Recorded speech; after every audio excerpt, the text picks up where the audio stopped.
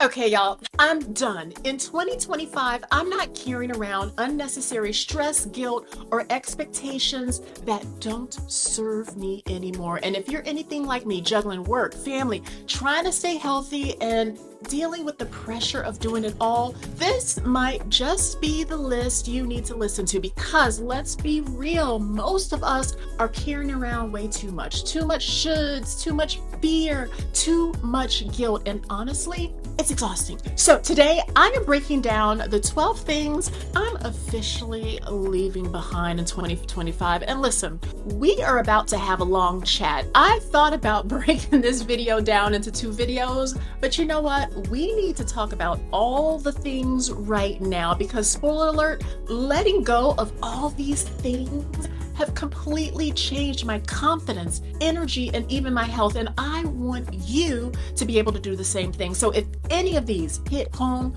drop a comment and let me know that you are letting go of it in 2025. I'm Erica, a health coach, 46 years old, homeschooling mom of three, and let me tell you, I have spent years putting myself last, doubting myself, and holding on to things that had no business taking up space in my life. But something shifted in the past years. I started making some major changes, and I realized a lot of the things I was holding on to were just draining my energy. They were keeping me stuck. My health, my mindset, my confidence, everything. I'm here to spill it, no sugarcoating. Let's talk about what we are going to leave behind in 2025. If you're ready to step into this year with more confidence, peace, and more energy, hit that subscribe button because we are not playing small this year. Let's get into the first thing I am letting go. And trust me, this one held me back for way too long. Fear of the unknown and fear of failure. This one held me back more times than I count. This lesson hit hard when I decided to start learning how to sail. This was way out of my comfort zone. Look, I love the water, but deep open water, that is a whole different story. My brain immediately was going into all these worst case scenarios. What if I mess up? What if I get caught in a storm? What if I just straight up suck at this? But here's the thing. I didn't let that stop me. I showed up, I learned the basics, and guess what? I'm still figuring it out. I still get nervous every time I'm out there, but I keep going. And every single time I get better, more confident, and more in control. And honestly, isn't that how everything should work? Fear is just your brain trying to keep you in your comfort zone, but nothing grows there. The only way to move forward is to actually push through it. You don't want to feel ready. You start, you mess up, and then you keep going until you get better. Whether it's sailing, starting a new job, jumping into social media, or taking a risk on yourself, stop waiting until you feel ready. Ready isn't a feeling, ready is a decision. And in 2025, we're deciding to move forward. Imposter syndrome. This one has been riding shotgun with me for way too long. And in 2025, I'm kicking that baby to the curb. This whole who am I to do this nonsense? It's a lie, a straight up, no good, energy sucking lie. When I first jumped back into coaching after years of just stepping back to homeschool my kids, I questioned everything. Even though I had years as a trainer, we're talking about 20 years, nutrition coach and a health coach, my own coaching business I had in Amsterdam where I was teaching in Dutch, results from real women whose lives I had transformed. And yet I felt like I wasn't qualified enough. But you know what snapped me out of it? My clients, women who trusted me, women who told me that something I said, something I taught completely changed how they saw themselves and their health. And it hit me. I wasn't unqualified. I was exactly where I needed to be. Imposter syndrome is nothing but fear dressed up in a fancy outfit. It makes you forget your own receipts, the years of experience, the knowledge you live and breathe. So, 2025, we're done with that. We're trusting our skills, our instincts, and the impact that we make. If you've been waiting for permission to step into what you know you're meant to do, this is it. Trust yourself, take up space, own your expertise, because if you don't, somebody less qualified with half your talent will do it instead. All right, quick check in. Are any of these things hitting home for you? Drop a comment below and let me know which of these is the hardest for you to let go of. Now, let's get into number three because this one, ooh. If there's one thing that will keep you stuck, small, and second guessing every dang move you make, it's this. And trust me, I know this one intimately. I grew up in a house where the phrase, "what will people think," was basically a commandment. Every decision, every action had to be filtered through this invisible panel of judges, relatives, neighbors, random strangers who had absolutely nothing to do with my life. And it took me years to unlearn this. But let's be real, it still creeps in, especially as I started putting myself out here in this whole social media world. I had someone in my life tell me years ago, don't do it. People will judge you. And I listened. I hesitated and I let that fear hold me back. And now looking back, I think, how much further along would I be if I hadn't cared? If I had just jumped instead of waiting for permission that never needed to be granted. Because here's the truth, people are going to judge you no matter what. Why not do what you actually want? Someone out there is going to judge you for playing it safe. Somebody else is going to judge you for taking risk. There is no winning in this game except for opting out entirely. In 2025, I'm done. I'm done adjusting my life for people who wouldn't trade places with me for a single day. And if you needed a sign to do the same, this is it. Let's talk about perfectionism, the silent killer of dreams, the thing that keeps us from starting, from showing up, from even trying because it's not going to be perfect. What's the point, right? And social media, that really doesn't help. We start scrolling through these perfectly curated homes and spotless kitchen and children in matching outfits who somehow don't have paint or jelly smeared across their faces. And we're thinking, why can't I get my ish together like that? Let me tell you right now, I am not that woman, not even close. When I film these videos, you see this tiny little corner of my house, but if I turn this camera around, there are dishes in the sink. There's a pile of laundry. There are toys in places that they shouldn't be. It's an organized chaos at best, and I used to beat myself up about it. I used to think, if I ever just got up earlier, if I just managed myself better, if I just tried harder. But you know what? I homeschool three kids. I run a business. I train clients. I cook. I clean, kinda. I handle life. Something's always going to be a hot mess, and that's okay.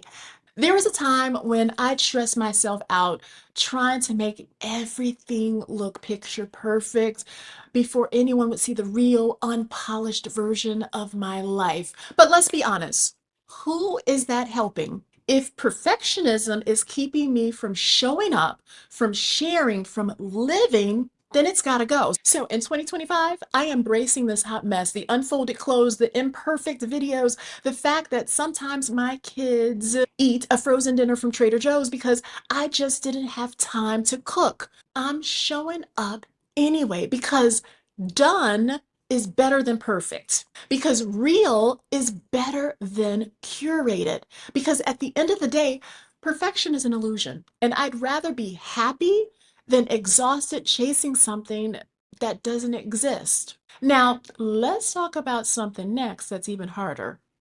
Boundaries. Setting boundaries and saying no without guilt. Ooh, this one hits deep because as women, we are conditioned to be everything for everyone, right? The dependable one, the strong one, the I can handle it one.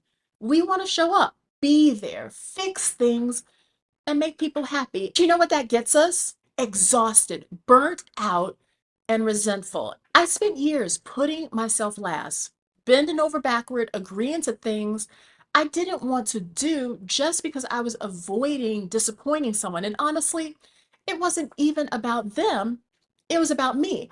I didn't want to feel guilty. I didn't want to feel like I was letting someone down. But every time I said yes to something, that drained me, and I was saying no to myself, no to my peace, no to my energy, no to my sanity. And you know what I noticed? Men, they don't seem to have this same problem in general, at least not the men I've known in my life. They will unapologetically claim their time. No, I have to work. No, I'm going to the gym. No, I need a break.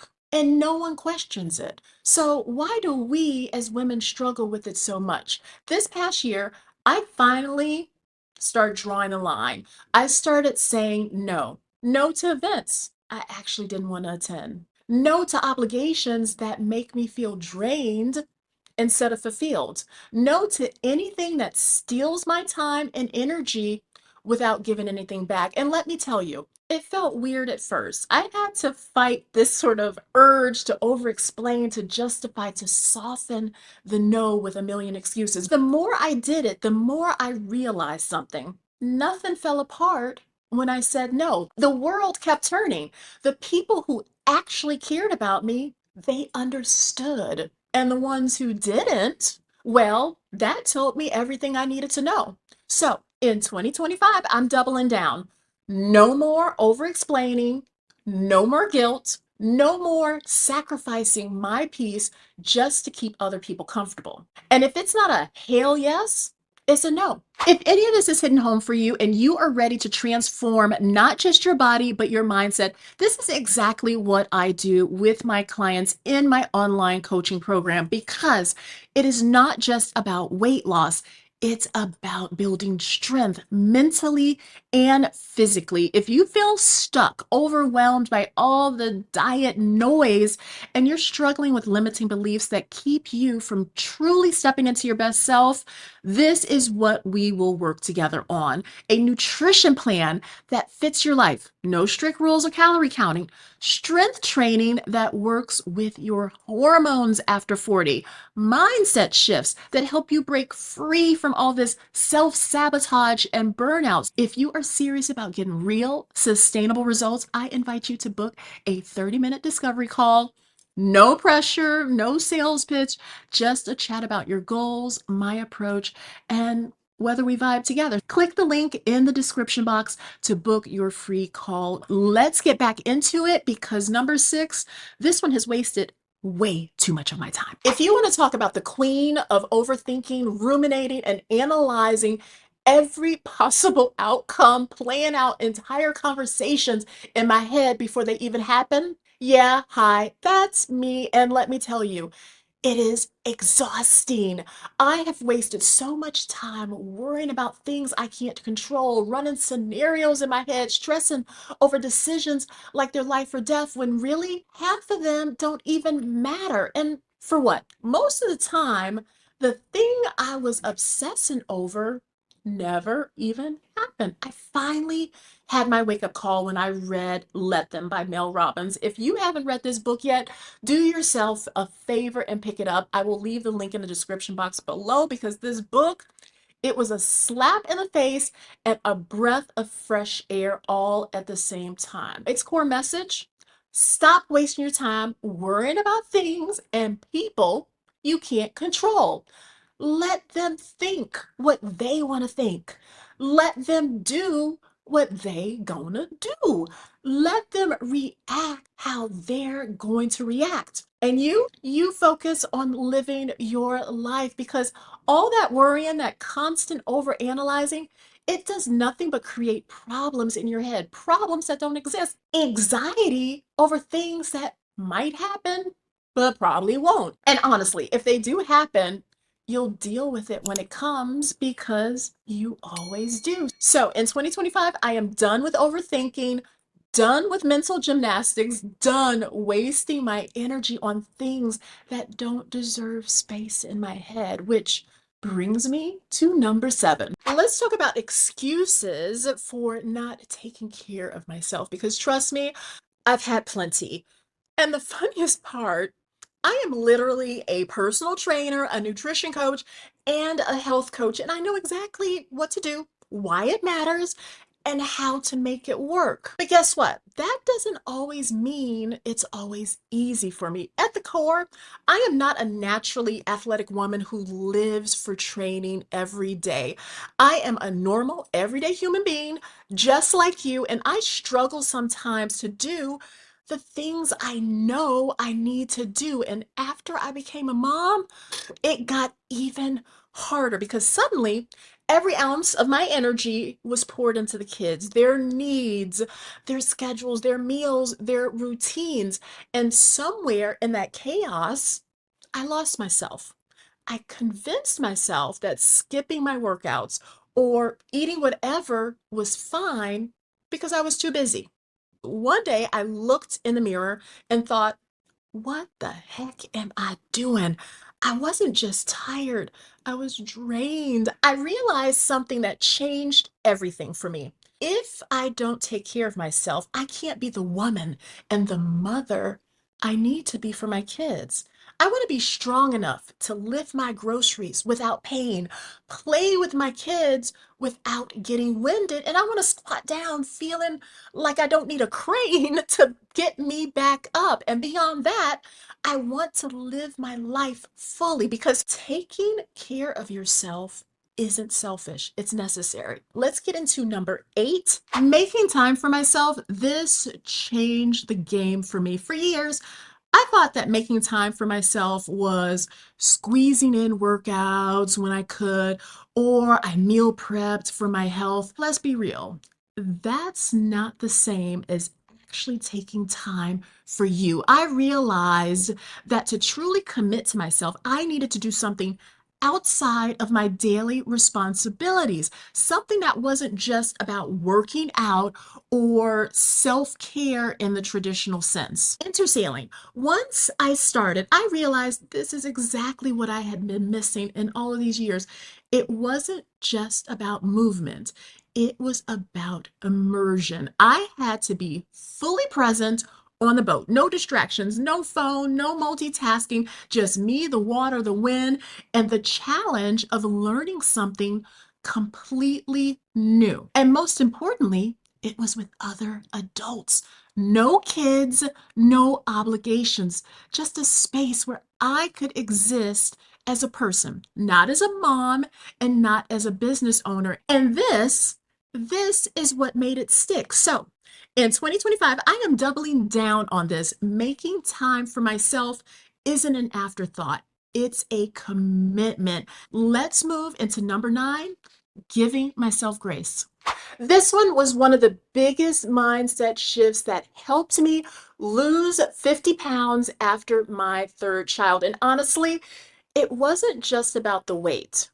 It was about breaking free from the all or nothing mindset that had me stuck for years. For the longest time, I thought that I had to do everything perfectly to see results. That if I missed a workout or ate something off plan, I had somehow ruined my progress. But here's what finally clicked for me. I would never talk to a friend the way I talk to myself. So why wasn't I saying that to myself?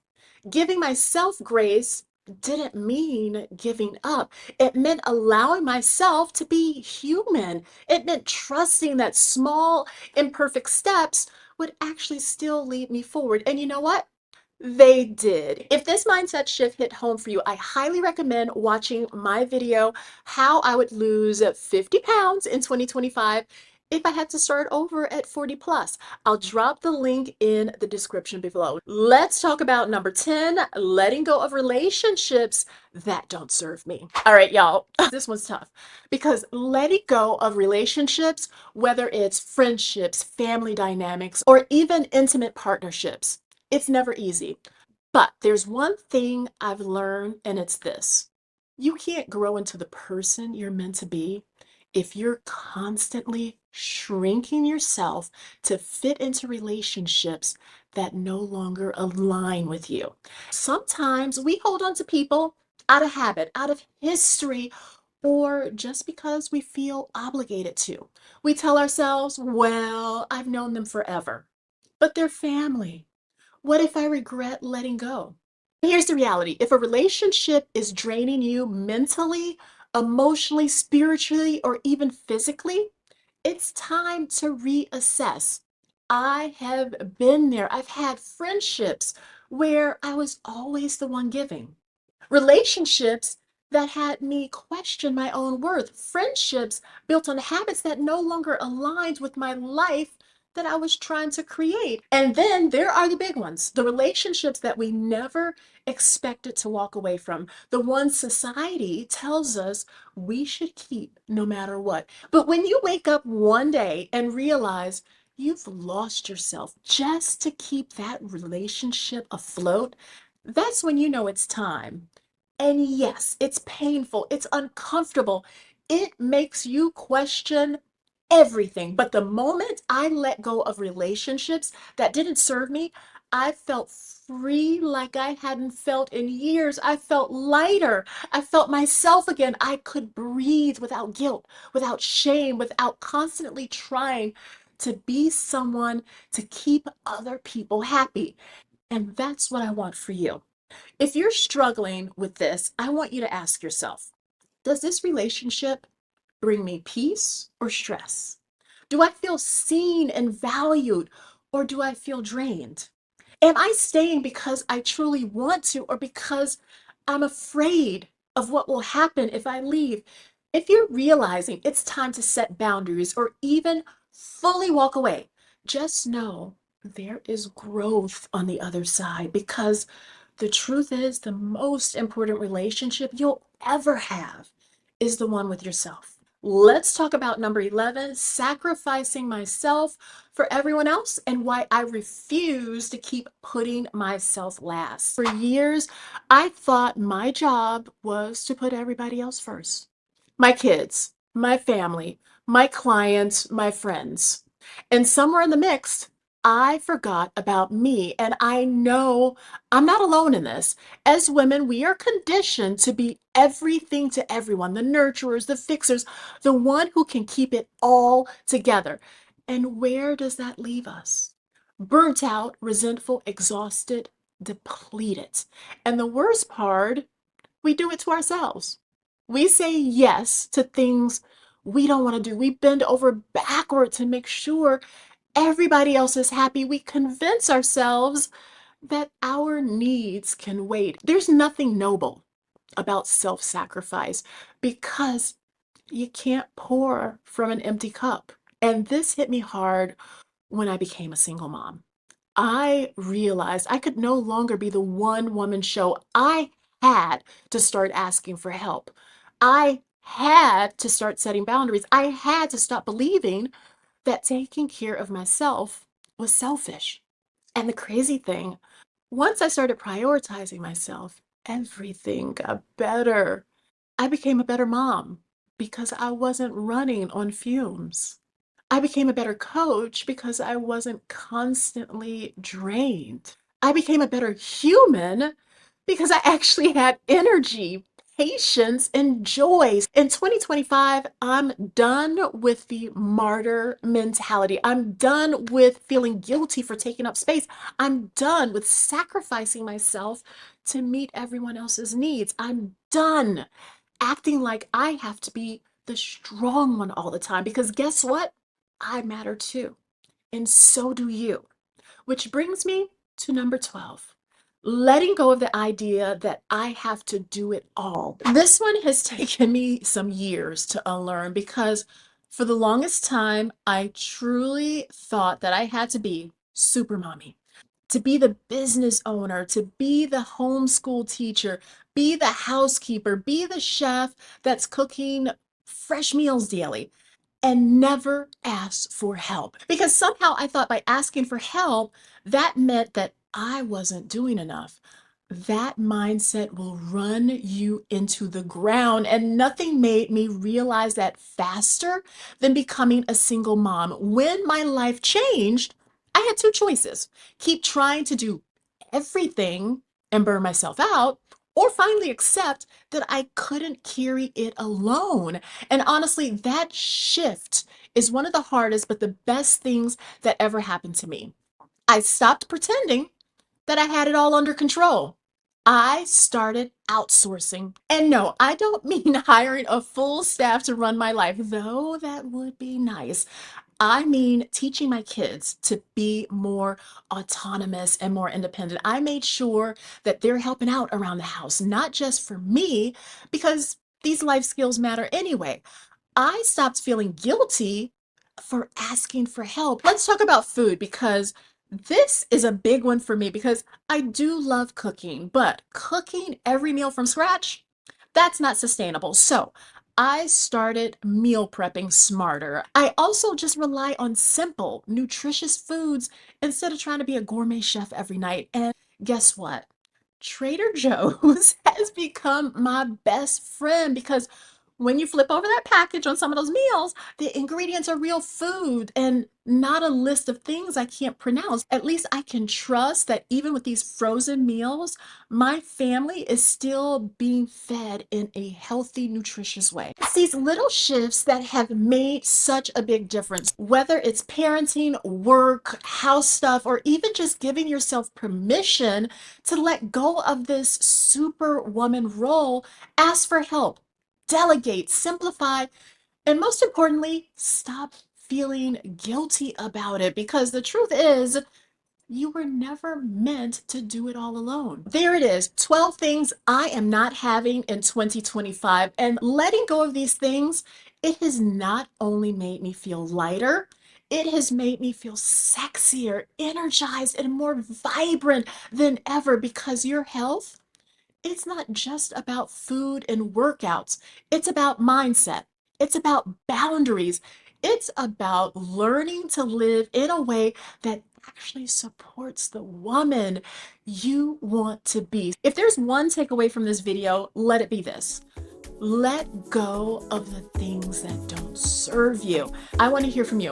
What is one thing that you are letting go of in 2025? Drop it in the comments. Keep moving, keep glowing, and never forget you are strong, sexy, and unstoppable. See you in the next video.